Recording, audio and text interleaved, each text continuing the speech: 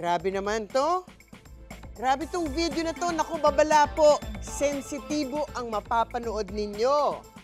Pulicam kasi ang pambubugbog ng isang nanay sa 8 taong gulang niyang anak sa Rodriguez, Rizal.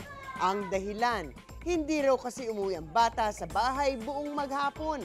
Sa video, rinig na rinig ang pagmamakaawa ng bata. Naku, maya-maya, sinuntok pa ng ina ang bata.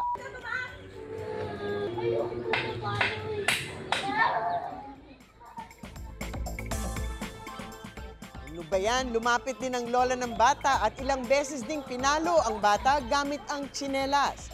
Ayon sa ina ng bata, napuno lang daw siya dulot ng pagod sa ilang oras na paghahanap sa bata. Ano nga ba ang sinasabi ng batas tungkol sa insidenteng ganito? Ask me, ask Attorney Gabby.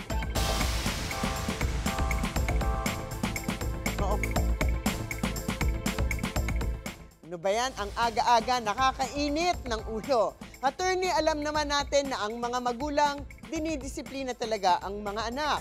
Pero ano ba ang sinasabi ng batas tungkol sa ganitong pananakit sa sariling anak? Actually, recently nagkaroon ng desisyon ng Korte Suprema tungkol dito noong July 2024. Talagang kaso ng child abuse sa ilalim ng Republic Act 7610, ang batas na siyang pinagbabawal ang child abuse, which of course would include physical abuse ng isang bata. So kailan nagiging kriminal ang pagdidisiplina ng bata?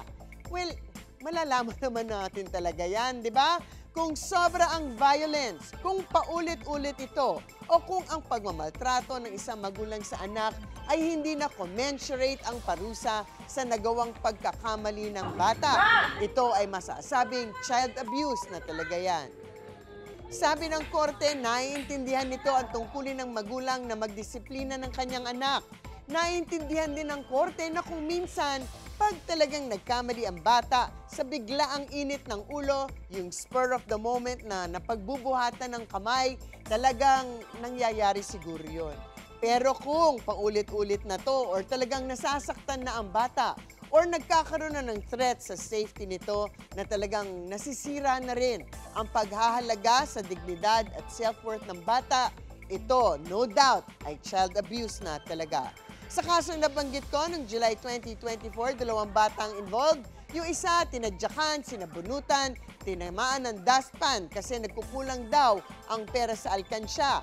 Yung isang bata, tinamaan ng kahoy na may pako at minura pa to kasi hindi daw kumain ng tanghalian. Makikita na pag sobra ang pananakit, lalo na kung hindi naman sapat ang dahilan para dito, child abuse na po ito at kailangan protektahan ng bata. Kaya meron tayong anti-child abuse law. Kahit na nawawala ang mga pasa, ang mga sugat, naghihilom, pero yung psychological effects po ng pagmamaltrato, nadadala yan ng bata hanggang pagtanda niya.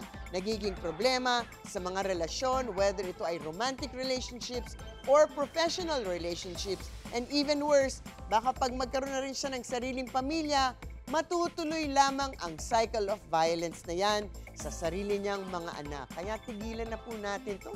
Nakakaawa talaga tong batang to. Attorney, sa insidente ito sa Rizal, nangyari ang pananakit Martes ng hapon pero naipost ng kapitbahay ang video Miyerkules na ng gabi. Dahil dito lumipas na ang 24 oras kaya hindi na naaresto ang mga sangkot sa pananakit. Ano ba ang sinasabi ng batas tungkol dito? You know, I think ang nangyari ay hindi na-aresto ng walang warrant ang mga nasangkot sa kaso ng child abuse.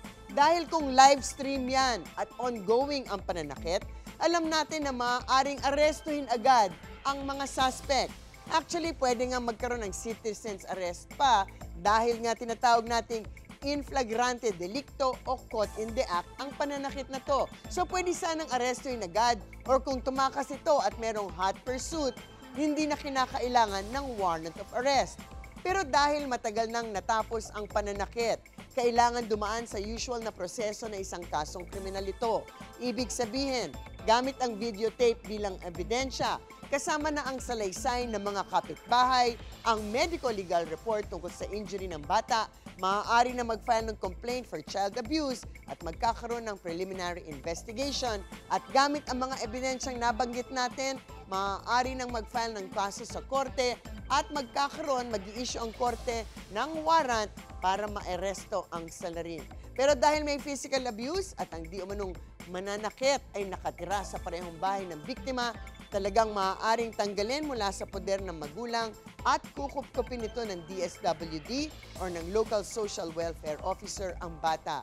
Tandaan, anybody can file a complaint for child abuse. I-report agad ang mga posibleng kaso ng child abuse sa ating mga kapitbahay. Kayo nakakarinig, kayo nakakakita, at kayo rin na nakaka-videotape. Pero kung minsan, huwag na antayin na i-upload pa ang videotape. Pumunta na kaagad sa barangay. Ang mga usapin ng batas, bibigyan po nating linaw para sa kapayapaan ng pag-iisip. Huwag magdalawang isip. Take care of our children. Huwag saktan. Ask me, ask Attorney Gabby. Ikaw, hindi ka pa nakasubscribe sa GMA Public Affairs YouTube channel? Bakit? Mag-subscribe ka na, dali na, para laging una ka sa mga latest kwento at balita. I-follow mo na rin ang official social media pages ng Unang Hirit. Salamat, Kapuso.